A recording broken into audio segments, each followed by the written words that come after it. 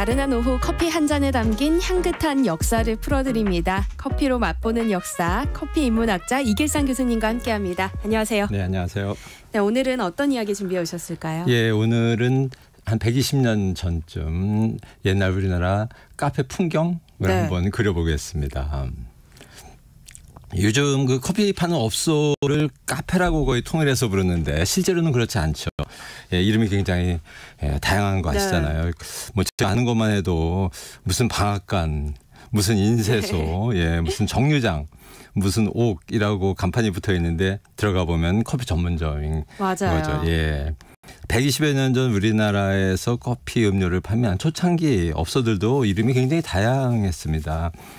뭐 약간 복습을 좀 해볼 텐데요. 1899년 홍릉 전차역의 조선인 윤용주가 그 다가와 커피를 파는 가게를 열었는데 영어 이름은 리프레시먼트 룸이었고 뜻은 다과점이죠. 네. 그런 가게 이름이 따로 있지는 않았어요. 그 당시에는 풍습이 주인 이름을 앞에 붙여서 그냥 윤용주 다과점이라고 아마 불렸을 거예요. 네. 예, 알려진 두 번째 커피 가게는 1900년 11월에 송교 지금의 광화문에 생긴 청양관이었고 이 집 이름은 가피차 파는 집이었죠.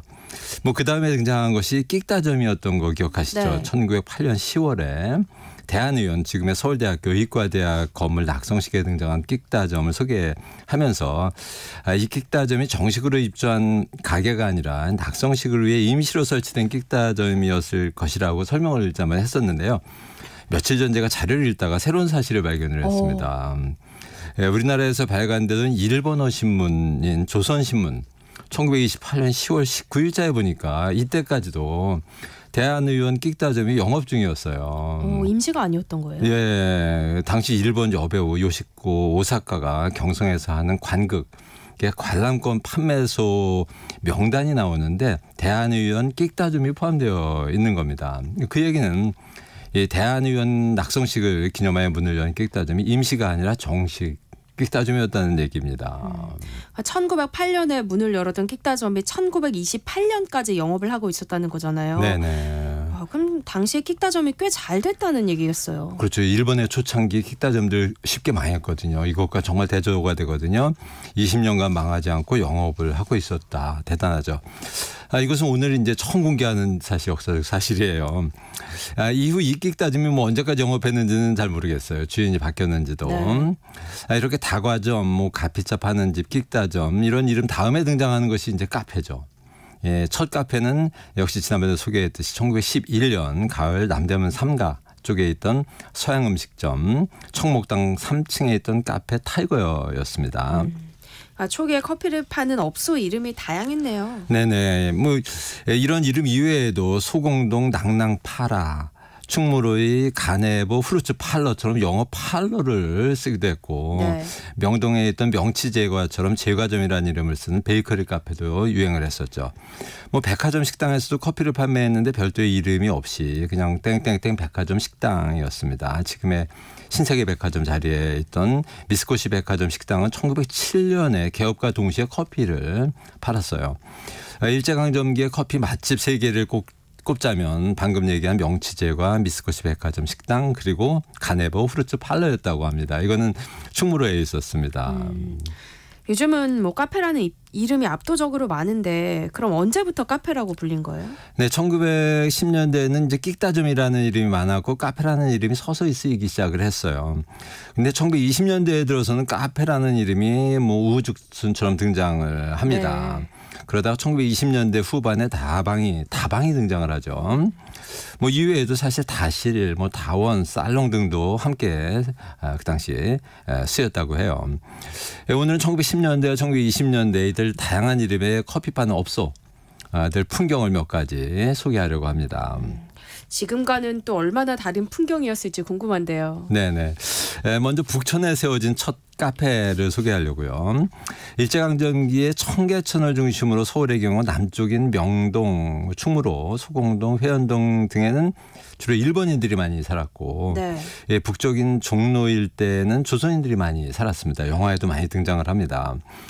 서양인들은 주로 정동에 살았고 중국인들은 청계천 이가에 있던 수표교라는 그 다리 일대에 모여 살았어요.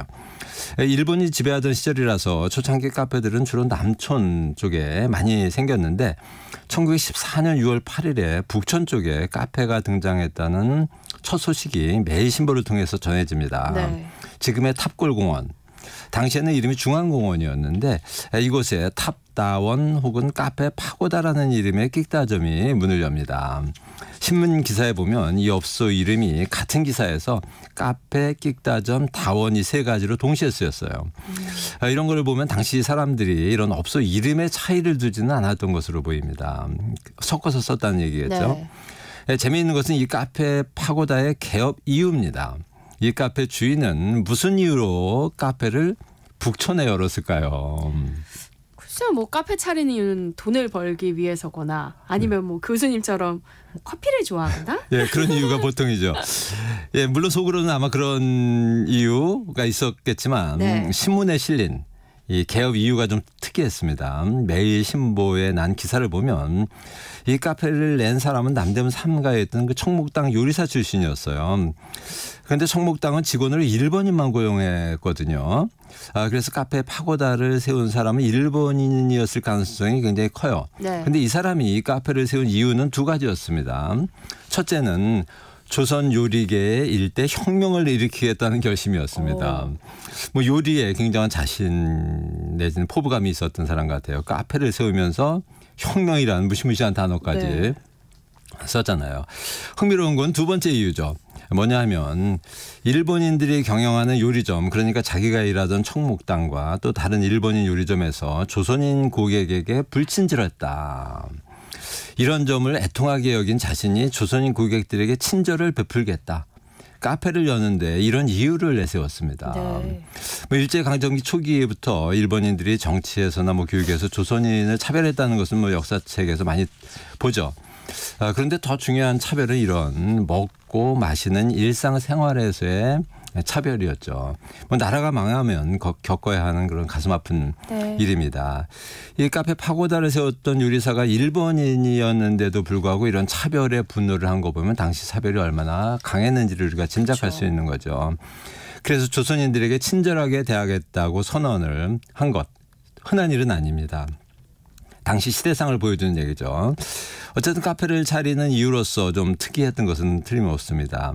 1890년대에 세워졌던 서울의 첫 공원으로 오랫동안 중앙공원으로 불렸던 이 공원이 어느 순간 파고다 공원이 되었다가 1991년에 탑골공원으로 변경되어 지금에 이르고 있는데 사실 파고다 공원으로 불리게 된 유래에 대해서 정확한 이야기가 없어요. 예, 혹시 이때 문을 연 카페 파고다가 유명해져서 공원 이름에 파고다가 붙여진 것일 수도 있습니다. 그럴 수도 있겠네요. 네네. 조선인에 대한 차별 또 그것을 없애려고 일본인이 카페를 열었다는 게 좀 신기하긴 한데요. 네네. 당시 다른 카페 풍경들은 또 어땠어요? 예, 당시에 유명했던 카페 중에 흥미로운 게 있는데요. 대만 끽다점입니다. 대만 끽다점이요? 네네. 갑자기 왜 대만이 예. 등장하죠? 그게 약간 좀 의아하기는 네. 한데요. 조선에 왜 대만 끽다점일까? 근데 짐작가는 것이 하나 있습니다. 지난 시간에 1888년에 생긴 일본 최초의 끽다점을 소개했는데요. 이름 혹시 뭐 기억하시나요? 뭐 좀 신기한 이름이었던 것 같은데 네. 뭐 맛이 좋은지 아닌지 네네. 잘 모르겠다 뭐 그런 뜻 아니었어요? 네, 가부차관. 일본어로는 예, 예, 가이삭한 맛이 괜찮은 것인지 뭐 아닌지 잘 모르겠는 차. 네. 즉 가부차라 부르던 그 커피를 파는 집이었죠. 이 일본 최초의 커피집을 연 사람은 일본인이 아니라 대만인이었습니다. 그러니까 일본 최초의 커피 판매점인데 일본인이 아니라 그러니까 대만 사람이 열었다는 예. 거잖아요.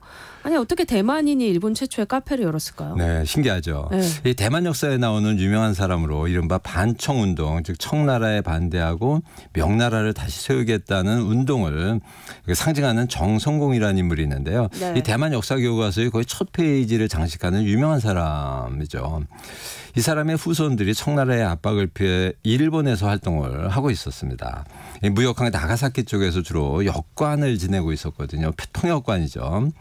그 후손 중에 정영경이라는 사람이 있었는데요. 1858년생이고 영어식 이름은 테이 AK죠. 이 사람이 미국 예일 대학에 유학해서 공부를 하다가 네. 예, 커피에 빠졌어요. 그래서 결국 공부를 마치지 못하고 영국, 프랑스 등을 거쳐서 귀국을 하죠. 이 사람이 도쿄에 차린 게 가부차관이었죠. 네. 일본 커피 역사책에서 데이 AK가 대만인이라는 사실을 많이 이야기하지는 않죠. 예, 가이사카는 몇 년 못 가서 문을 닫아요. 뭐 자금난이었다는 얘기도 있는데 아마도 장사가 잘 안 되었던 모양입니다. 일본인들이 커피 맛을 즐기지 못했죠. 네. 아까 소개한 우리나라 초기 20년 지속한 대한의원 끽다즘과는 정말 대조적입니다. 이후 1890년대 일본에서는 대만 기사텐, 대만 끽다즘이 크게 유행했습니다. 뭐 이런 것과 어떻게 연결되는지는 모르겠지만 1920년대 중반에 대만 끽다즘이 경성, 즉 서울에 요란하게 등장을 합니다. 요란하게 등장했다는 건 어떤 걸 말하는 걸까요? 대대적인 신문 광고를 하면서 영업을 시작했다는 얘기입니다. 네. 대만 끽다즘은 1925년 5월 10일 본정 이정목 지금의 충무로 이가에 개업을 했는데요. 일본어 신문인 조선신문 1925년 5월 23일자에 첫 광고를 싣는 것을 시작으로 해서 6월 말까지 연속적으로 매일 광고를 실어요. 와. 그러다 1925년 7월에는 만화 형식의 광고를 싣게 되는데 이거는 우리나라에서 거의 만화 형식 끽다즘 그리고 일반 광고의 시초였습니다. 이듬해 4월까지 만화 형식 신문 광고를 계속 내죠. 뭐 유래를 찾아보기 어려울 정도의 대대적인 광고였습니다. 이 대만 끽다즘 이후 카페나 다방 광고가 붐을 이룬다는 점에서 보면 이 대만 끽다즘은 우리나라 카페 광고 어쩌면 그 광고 역사에서 굉장히 선구자적인 위치를 차지한다고 볼 수 있죠. 자본력이 어마어마했나 봐요. 당시에 그럼 대만 끽다즘 외에 다른 끽다즘이나 카페들도 이제 신문 광고를 많이 하게 됐나요? 네, 이후에 신문 광고에 끽다즘이나 카페가 꽤 나타납니다. 당시 신문에 실린 끽다즘 이름을 한번 보면 네. 뭐 경성에 있던 다리아 끽다즘, 금강산 끽다즘, 메가사 끽다즘, 중천 끽다즘, 후타미 테르무 끽다즘, 그리고 부산 지역 신문에 등장하는 카페 런던, 부산 역전 끽다즘, 카페 까모네, 뭐 다리아 끽다즘, 천안에 있던 김갑순 카페, 원산의 승원 끽다즘 뭐 이런 것들이 신문 광고를 많이 합니다. 네. 그중에 다리아 끽다즘은 서울과 부산에 같은 이름의 업소가 있었던 것으로 보면 뭐 최초의 프랜차이즈가 아닐까? 뭐 이렇게 추측해 볼 수도 있습니다. 네. 당시 끽다즘이나 카페 광고가 게재된 신문들이 있는데 이 신문들에는 공통점이 좀 있습니다. 뭘까요? 시대가 시대니까 뭐 일본어로 된 신문 아니었을까요? 예, 뭐 맞습니다. 거의 일본어로 된 신문의 광고가 많이 실렸는데요. 당시 일본인들의 조선 이주가 늘어나면서 일본어 신문들이 많아졌죠. 경성신문, 조선신문, 조선시보, 네. 부산일보 뭐 이런 신문들이죠. 이런 신문들의 카페 광고가 많이 실렸다는 것은 당시 카페의 주요 이용자가 일본인들이었다는 것을 말해주죠. 1920년대 중반까지 조선인들에게는 카페나 끽다즘은 조금은 낯선 곳이었다는 얘기일 수도 있죠. 그러니까 일본인들이 주로 이용하던 카페나 끽다즘이었다는 거잖아요. 네네. 지금의 카페처럼 이렇게 당시의 끽다즘 메인도 커피였어요? 예, 아니었습니다. 예, 일본식 끽다즘의 주인공은 커피보다는 음식이었고요. 일본식 카페의 주인공은 차나 커피보다는 술이었습니다. 그런데 1920년대에 들어서면서 끽다즘과 카페에서 주인공이었던 음식이나 음료가 뒷전으로 밀립니다. 새로운 주인공이 등장을 하죠. 무엇일까요? 글쎄요. 뭘까요? 예, 여급. 즉 웨이트리스가 빠른 속도로 이들 업소의 주인공 자리를 차지하게 되죠. 네. 뭐 처음에는 엿보이라고 불리다가 여급이란 이름을 거쳐서 웨이트리스로 불리게 됩니다. 이들이 제공하는 서비스가 카페와 끽다즘의 중심 자리를 차지하게 되죠. 네. 커피와 음식이 이들이 서비스에 밀립니다. 뭐 조금 전에 얘기했던 부산에 있던 카페 런던의 경우 1925년 그 신문 광고를 보면 시설을 확장하고 미인 여급 12명을 두고 영업을 재개한다는 내용이 나오거든요. 네. 카페에 여자 종업원이 12명, 뭐 규모가 대단하죠. 근데 대부분 일본인 여성들이었고 이들은 일본에서 취업을 위해 조선으로 일부러 온 사례들이 많았죠. 이들이 커피를 나르는 일 이외에 다양한 서비스를 해서 손님을 끌게 되죠. 서비스라면 어떤 서비스를 말하는 걸까요? 제가 좀 걱정돼서 방송에서 다룰 수 있는 내용은 맞죠, 교수님? 네, 조심해서 소개를 하겠습니다. 당시 표현으로 하면 첫째로는 에로 서비스예요. 에로틱한 서비스죠. 은근하게 이제 신체적인 접촉을 해서 사람을 좀 흥분시키고 음료를 많이 소비하게 하는 서비스죠. 이런 서비스에 혹해서 마시지도 않는 커피나 술을 마구 시키게 하는 그런 장사 술법인데요. 에로 서비스와 조금 다른데 당시 신문에 자주 등장하던 서비스도 있습니다. 공식적인 용어가 광학 서비스라는 건데요. 광학 서비스 뭘까요? 광학이라고 하면은 뭐 빛을 말하는 거잖아요. 뭐 레이저 쇼 같은 거 하나요? 뭐예요? 광학 서비스는 카페나 끽다점에서 요상한 조명을 해서 사람들이 정신을 못 차리게 하는 그런 서비스를 말하는 겁니다. 비슷하게 맞췄네요, 제가. 네, 비슷하죠.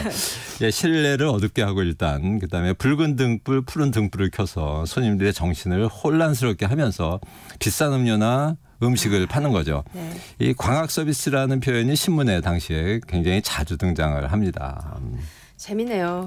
뭐 또 다른 서비스도 있었나요? 네, 물론 혹시? 있었죠. 뭐 이런저런 서비스가 있었고 신문에서 사용하는 거의 통용되는 공식 명칭들도 있었는데요. 방송에 적합하지 않아서 소개는 생략하겠습니다. 알겠습니다. 그러니까 이런 저급한 문화는 일본으로부터 이제 들어오게 된 거죠. 물론이죠. 일본에서 1912년부터 시작된 이른바 다이쇼 데모크라시 시대가 만든 풍조죠. 젊은이들이 서구식 자유를 꿈꾸던 시대였고 성적인 개방 뭐 이런 것을 외치던 시대입니다. 이런 풍조가 조선까지 들어오게 된 거죠. 그런데 일본에서 1923년 가을에 관동 대지진, 3년 후인 26년 12월에는 다이쇼 천황이 죽어요. 그리고 29년엔 경제 대공황이 시작되죠. 일본의 소비 열풍이 갑자기 좀 주춤합니다. 일본의 카페나 끽다점도 열기가 좀 식어버립니다. 이런 업소를 운영하던 사람들 또 여기서 일하던 여성들이 조선으로 건너오게 되죠. 일본에 지진이 나고 뭐 일본 천황이 죽었어도 조선 사람들은 별로 그렇게 신경 쓸 일이 아니었거든요. 그래서 유흥을 즐기고자 하는 일본인들까지 조선으로 몰려들게 되면서 퇴폐 풍조가 조선에 만연하게 됩니다. 이런 퇴폐 풍조를 싫어하는 그 조선 사람들이 만들기 시작하는 것이 다방입니다. 순수하게 커피만 파는 다방이죠. 이런 업소는 사실 일본보다도 우리나라에서 1920년대 후반에 먼저 만들어졌습니다. 이런 문화를 보고 일본이 1930년대에 들어서 커피를 주로 파는 커피 중심의 업소 준끼샤라고 해서 준끽다점이라는 이름의 업소를 상당히 일본에서 많이 흉내를 냅니다. 그래서 식민지 시대에도 문화가 일본에서 조선으로만 흐르지 않고 조선에서 먼저 시작한 문화가 일본으로 흘러 들어가는 사례도 있었다는 것을 보여주는 것 중에 하나가 우리나라의 다방 문화가 일본의 준끼샤라고 하는 즉 술이나 뭐 여급 웨이트리스가 중심이 아니라 커피가 중심인 순수한 형태의 차 마시는 곳 이런 형태의 업소 한국 조선이 먼저였다는 이야기는 참 흥미로운 이야기입니다. 그러면은 커피와 함께 차 같은 것도 pan 거죠? 그렇죠. 그렇지만 커피 판매가 압도적으로 많았고 그다음에 이제 차도 함께 팔았어요. 대신 술이 없었고 그리고 아까 얘기한 그런 이상한 서비스를 하는 여급들도 없었던 비교적 순수하고 건전한 형태의 커피를 판매하는 곳이었습니다. 오늘은 1910년대와 이 1920년대 초반의 커피 판매점 풍경을 소개해 주셨는데요. 다음 시간에는 또 어떤 이야기가 기다리고 있을까요? 네, 이 조선의 끽다점과 카페가 생겨서 이제 유행하기 시작하던 1900년대 초반 서양의 커피 문화를 소개하겠습니다. 서양 사람들은 이 당시에 커피를 어떻게 마시기 시작했는지를 소개하겠습니다. 네, 커피로 맛보는 역사 커피 인문학자 이길상 교수님과 함께했습니다. 고맙습니다. 네, 감사합니다. 네, 세상의 모든 정보도 여기서 마무리하겠습니다.